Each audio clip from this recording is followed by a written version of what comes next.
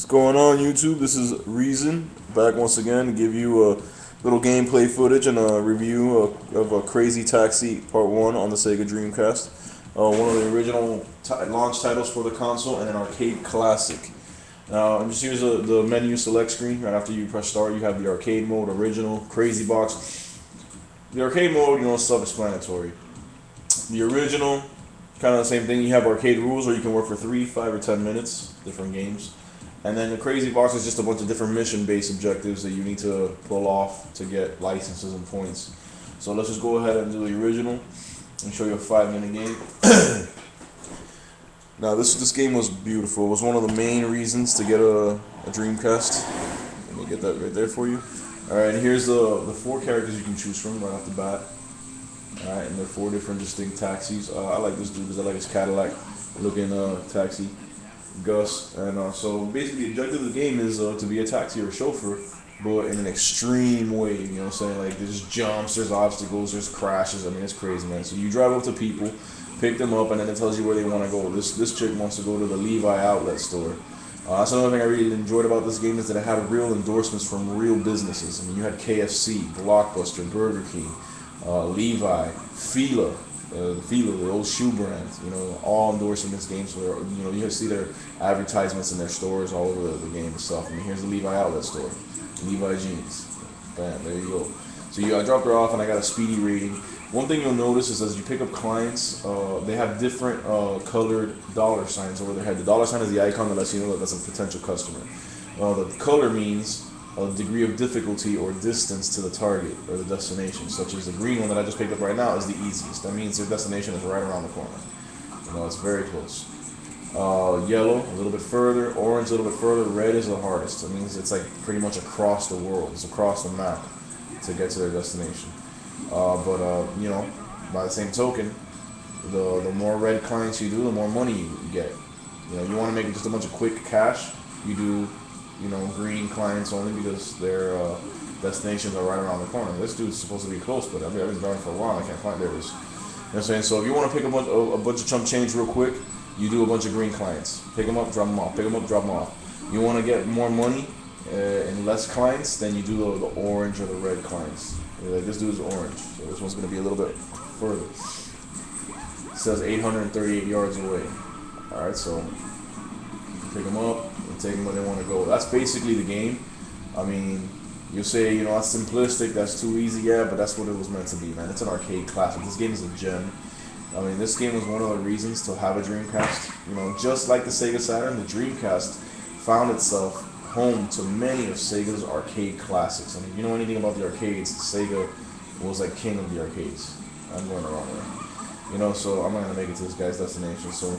But so the Dreamcast was home to a lot of great arcade classics. I mean, Soul Calibur, Crazy Taxi 1 and 2, Sega Bass Fishing. I mean, they were all here on this console, and that was a definite selling point for me. Not much more to say, man. It's an arcade gem. It never gets old. There's a lot to do despite the simplistic gameplay.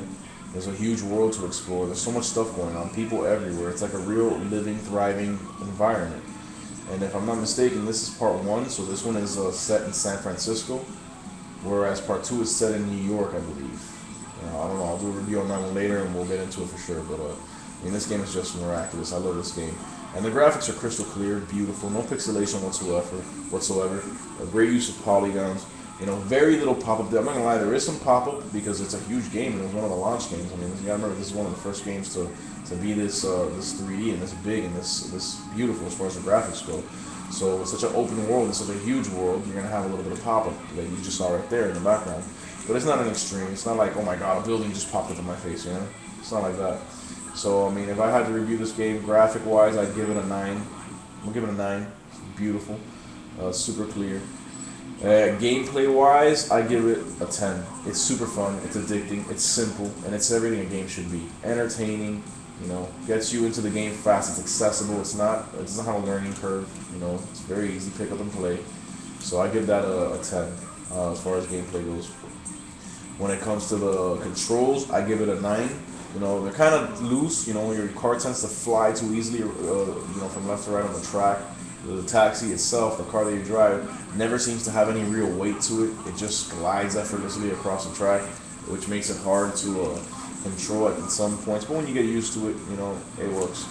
Other than that, I mean, controls are spot on. Other than that, I mean, you got your right trigger for acceleration, your left trigger for braking, and your B button for emergency braking, and the joystick for movement. Nothing else.